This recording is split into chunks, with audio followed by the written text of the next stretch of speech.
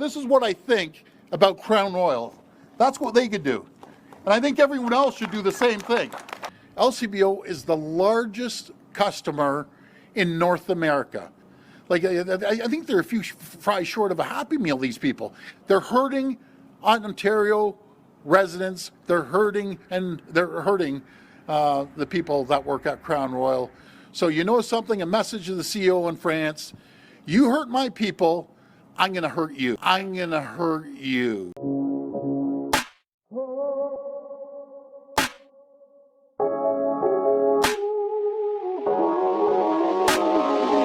It's the tipple that has Toronto's social elite in a tizzy. The LCBO might be pulling this Canadian classic off shelves, according to Ontario's Premier Doug Ford. So what's the deal with Crown Royal? Here's what you need to know about the controversy brewing on LCBO shelves. This is from BNN Bloomberg. Let's start with the facts. Earlier this week, they reported that Crown Royal Canadian whiskey was flying off the shelves at the LCBO. The LCBO is Ontario's provincial liquor retailer. LCBO stands for Liquor Control Board of Ontario, and they sell this Canadian staple for about $39 a bottle. But just before Christmas, they introduced a new pricing structure which saw the cost increase to $42.55. That works out to $3.55 more than the previous price per 750 ml bottle. And given that they typically sell about 18,000 bottles of this stuff every single week, that's an additional $63,900 weekly, or $766,800 a year. This particular brand of Canadian whiskey is the country's best-selling spirit. According to the Distilled Spirits Council of the United States, Crown Royal outsold all other brands of Canadian whiskey combined in 2021. It accounted for 5,900,000 cases sold. As the Premier said earlier this week, if you look at the profit margins on lower-end whiskeys like Crown Royal, they're not very good. We have to try and move those to higher-end whiskeys where the margins are much better. Now, if you're not familiar with how the LCBO pricing structure works, let me explain. The LCBO buys its inventory from various suppliers and then sells it to consumers at a markup. The markup on each bottle of Crown Royal is roughly 36.6%. That means that for every bottle of Crown Royal that the LCBO sells for $42.55, they're making about $15.44 in profit. That may not sound like a lot, but when you consider that they're selling 18,000 bottles every single week, that works out to roughly $277,000 in profit every week. Now compare that to a higher-end whiskey like Canadian Club, which has a markup of 52.3%, and you can see why the LCBO would prefer to sell less of the former and more of the latter. A bottle of Canadian Club costs $49.95 at the LCBO, so for every bottle that they sell, they're making about $20.62 in profit.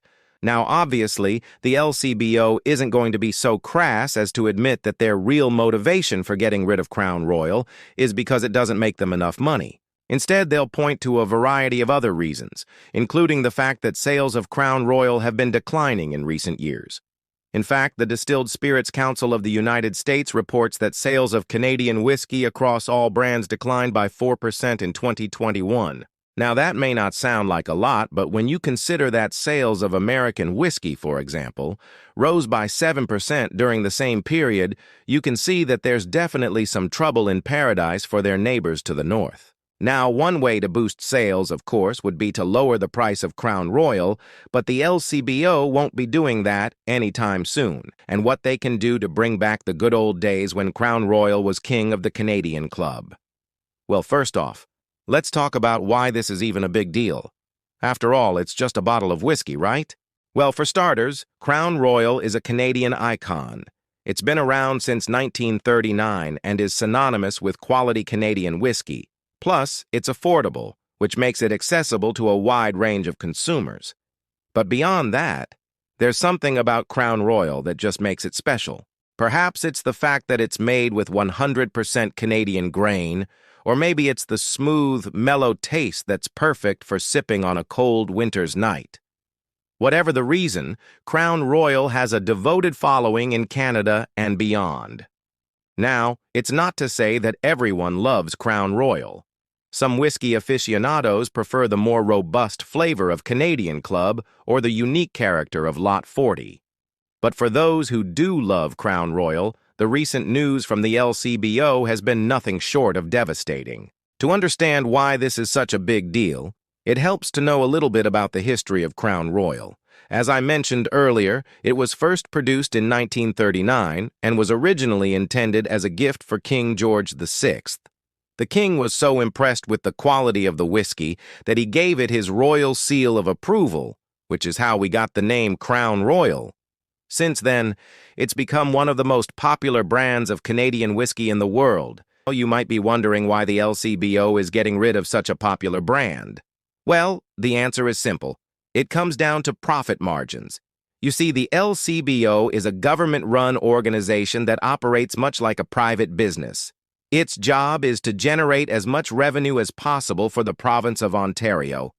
As you probably know, the LCBO sells a wide range of products, including alcohol, beer, and wine. And in order to maximize profits, they have to carefully select which brands they carry. Unfortunately for Crown Royal, it just doesn't generate enough profit for the LCBO, which is why they're phasing it out. Of course, this has left many whiskey lovers feeling disappointed and angry. After all, Crown Royal is more than just a product. It's a Canadian institution. But the bottom line is that the LCBO is just looking out for its bottom line. But wait, there's more. If you thought that was bad, just wait until you hear about the latest news. Premier Doug Ford has just announced that he's banning Crown Royal from all government buildings in Ontario. This includes everything from liquor stores to restaurants and bars. Now, you might be thinking that this is just a symbolic gesture from the Premier, but it actually sends a very clear message. It shows that Ford is serious about cracking down on Crown Royal and that he's willing to take drastic measures to do it. For example, he could push for legislation that would ban the sale of Crown Royal throughout the entire province. He could also work with other provinces to do the same thing, which would effectively make Crown Royal illegal in Canada. Now, that might sound like a far-fetched scenario, but don't forget that Ford is a strong supporter of the LCBO and its policies. He's even gone on record to say that he wants to see more expensive liquor sold in order to raise profits. That means that there's a very real chance that he could take action against Crown Royal, and if he does, it would be devastating for the brand. But not everyone is on board with the Premier's plan. In fact, many people are speaking out against the ban on Crown Royal. They argue that it's a beloved Canadian product that should not be interfered with. Take, for example, the owner of a local bar who's been serving Crown Royal for years. He says that his customers are absolutely furious about the ban and that he's already started to feel the effects on his business.